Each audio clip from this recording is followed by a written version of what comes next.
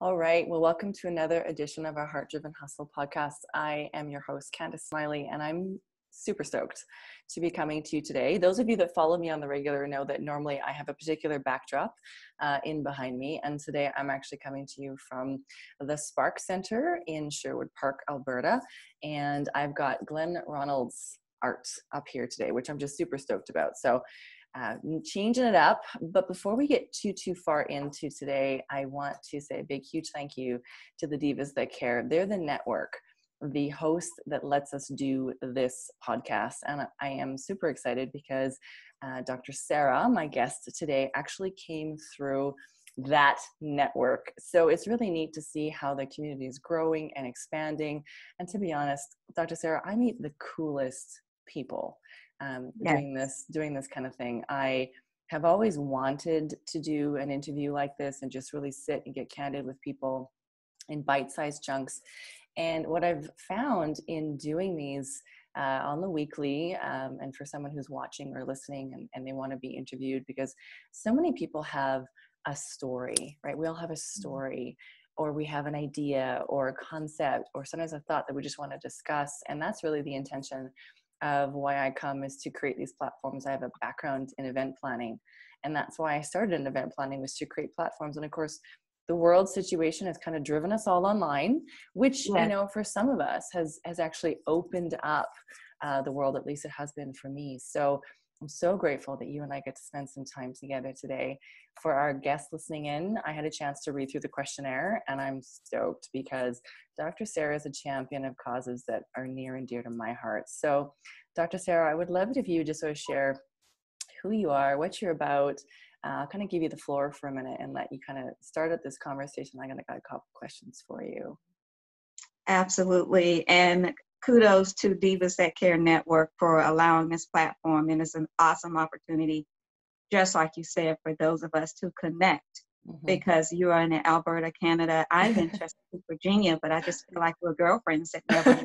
Yeah, and that's what's fun. For our listeners who maybe never joined us before, we always start, I get a little chit chat going, and it's fun because I've never met most of my guests, and we hop on here and we just start this. I'm like, oh, I should hit record because we're getting into the good stuff. So so go ahead, girlfriend. It does. It just feels like all those friends that you were supposed to have in high school, that you were supposed to have in college, and you kind of got robbed of that opportunity. And so now you're graciously having that restored in your life. And that's what's so important. And for me, I am a licensed and board certified mental health therapist. I'm I provide clinical services. I own a private practice here in Chesapeake, Virginia, that actually specializes in offering services to women. Women that are experiencing trauma, that are experiencing stress, that are having a difficult time managing multiple roles. Covenant Way Wellness is my holistic subsidiary of Covenant Way Clinical Counseling, and I'm able to offer a holistic approach. And we integrated yoga, we integrate mindfulness, we integrate meditation, because at this point in COVID-19, we are all adjusting to the new normal.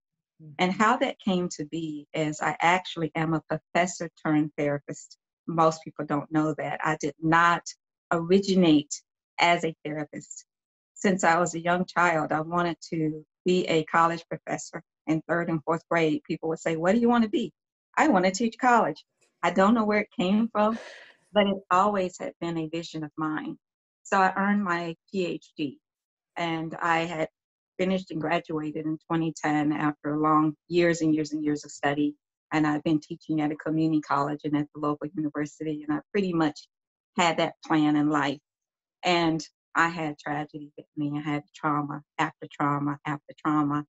I was a victim of sexual assault. And actually, it was harassment that would have escalated to assault had I not removed myself from that situation. So let's clarify that. It was not a defined assault legally.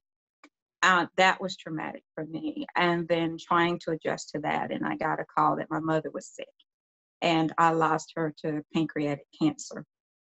And once I kind of tried to resume myself and get a normalcy again, I got a call from my husband from work, and he got his results back, and his cancer had returned, and this time it was terminal.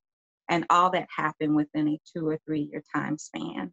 And I literally was knocked off of my balance beam. I did not know how to progress because having a PhD, I'm supposed to have all the tools. I'm supposed to know what to do.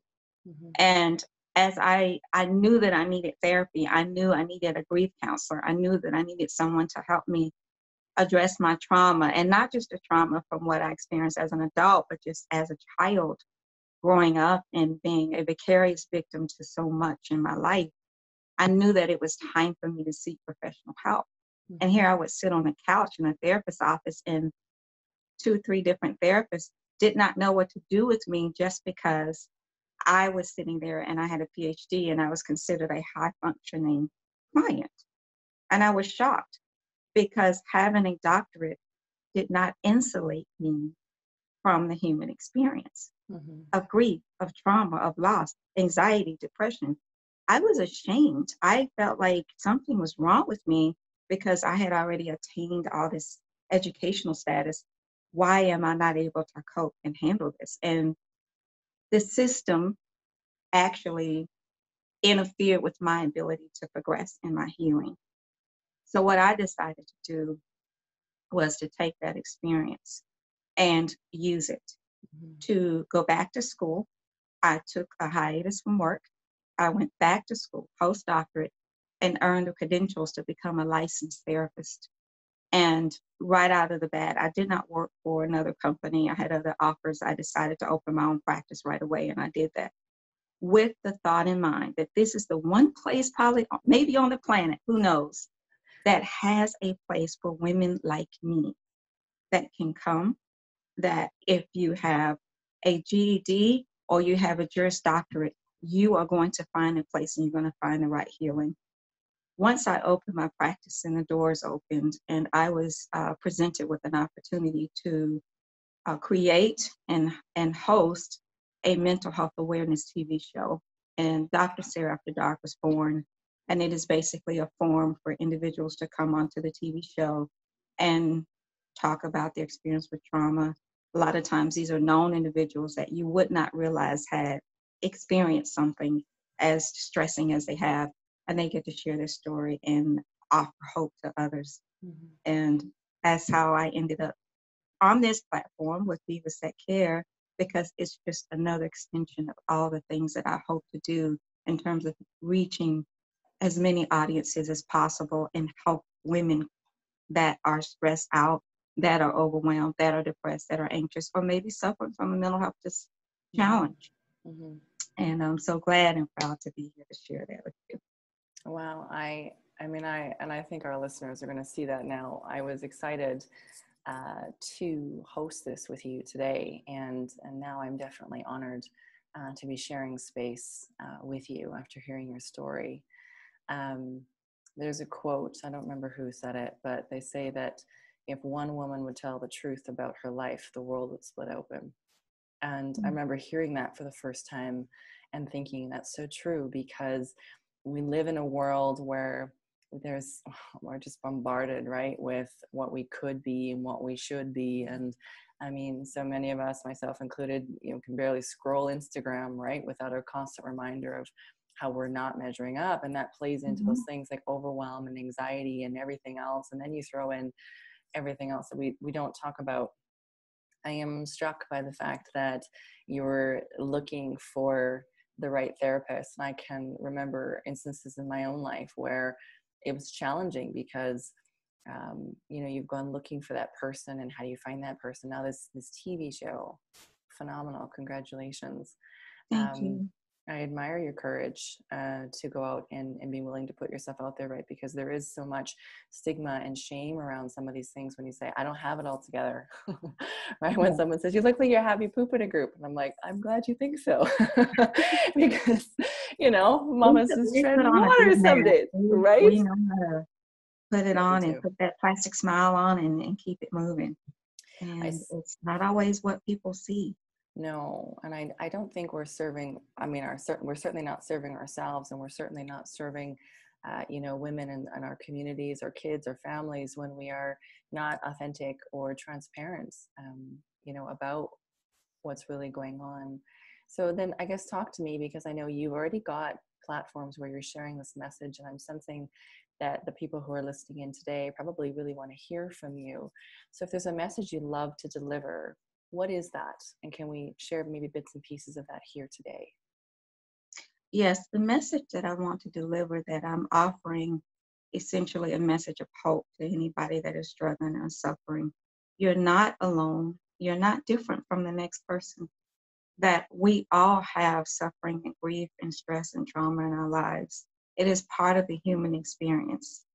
The best thing that you can do is lend light to your struggle.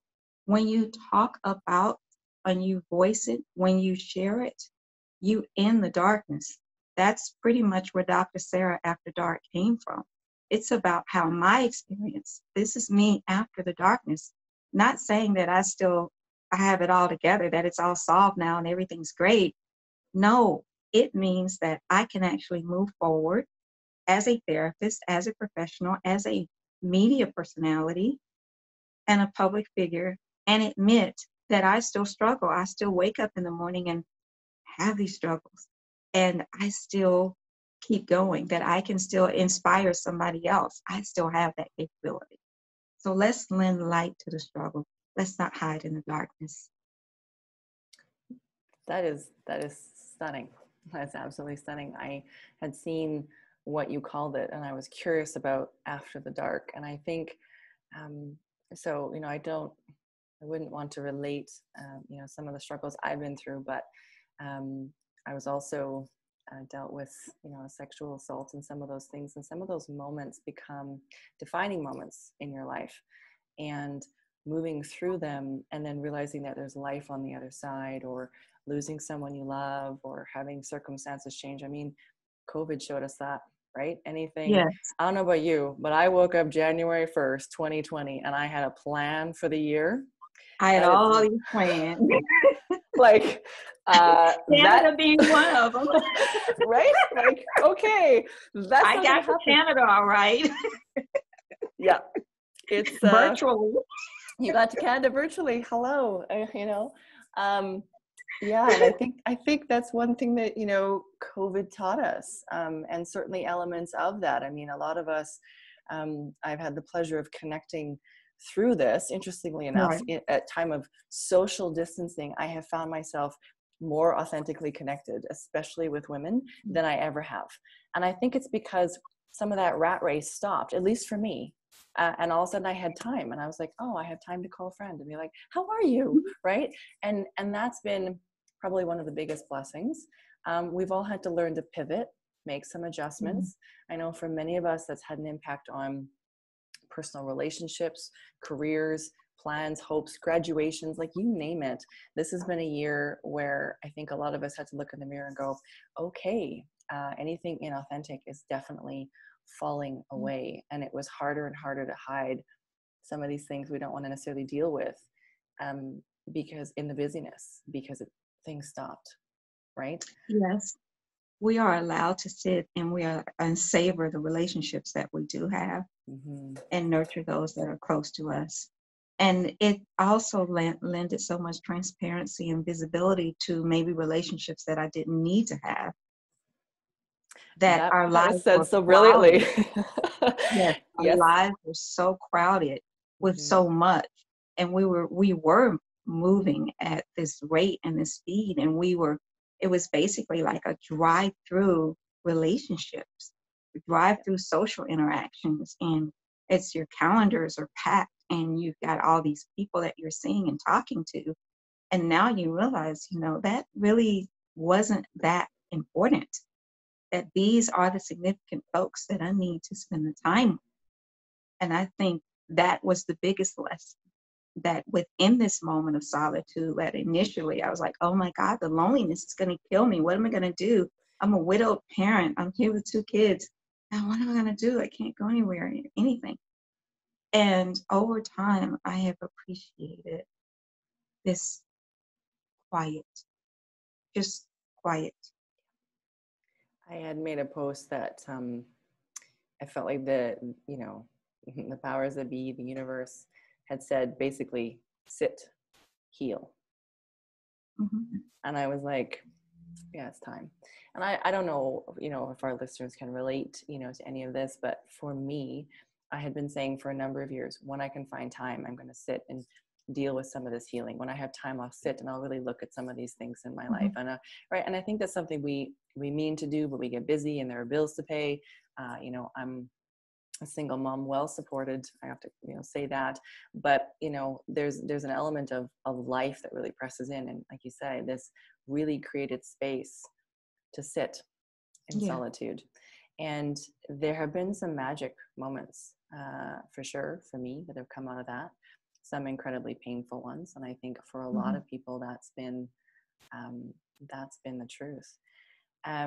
This is typically the part of the podcast where I, look at my guests and say, there might be a message on your heart for someone in particular today, that this would be a great time for you to share that. I think the message that I want to share has more to do with a person that I grew up with, and I lost contact with her. Hmm. And we knew each other. She was 3, I was 5. And our parents were close. And I received word last night that she had lost her grandmother. And I look back on all our lives, and we tend to, for some reason, to only connect at the time of a funeral. Mm-hmm.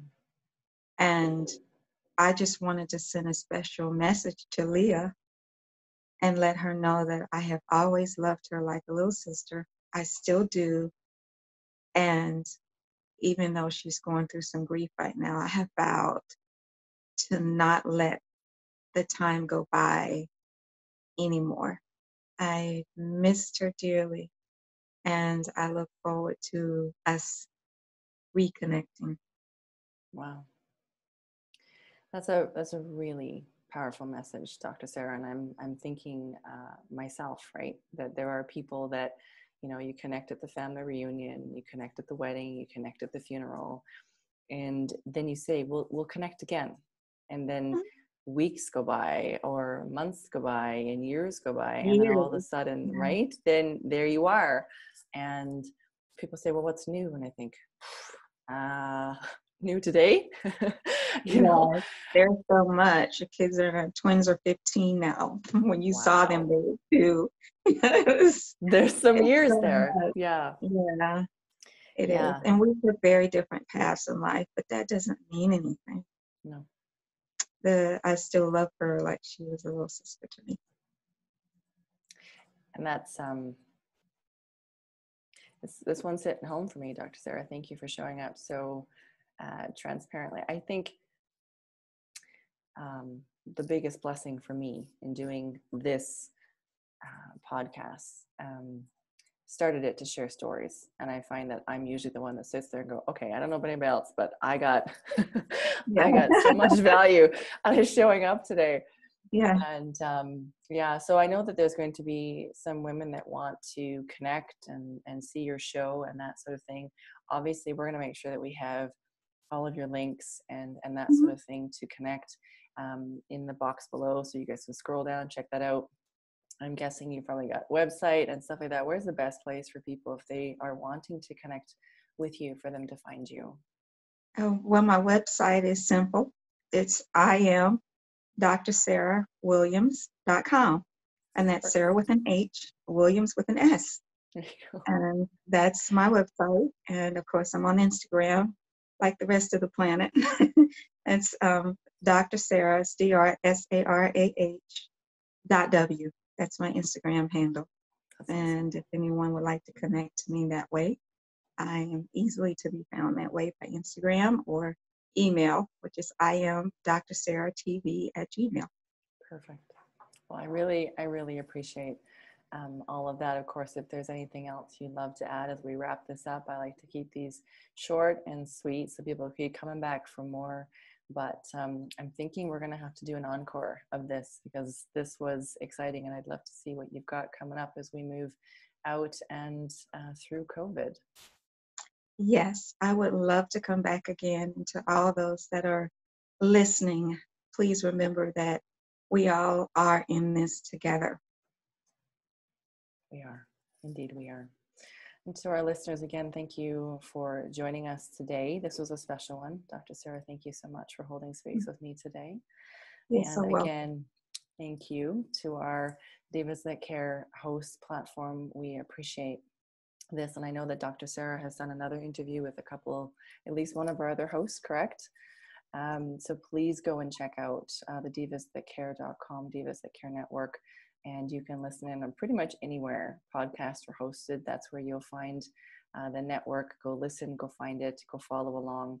There are tons of these sorts of interviews coming out designed to inspire you, to get you on track, or just remind you that you are not alone. Even though we are not able to see each other, it doesn't mean you can't get to Canada. And it just may not happen the way you planned it to be. So anyway, thank you so much from me to you. And again, thank you, Dr. Sarah. And You're welcome. we will talk to you all again soon. Mm-hmm.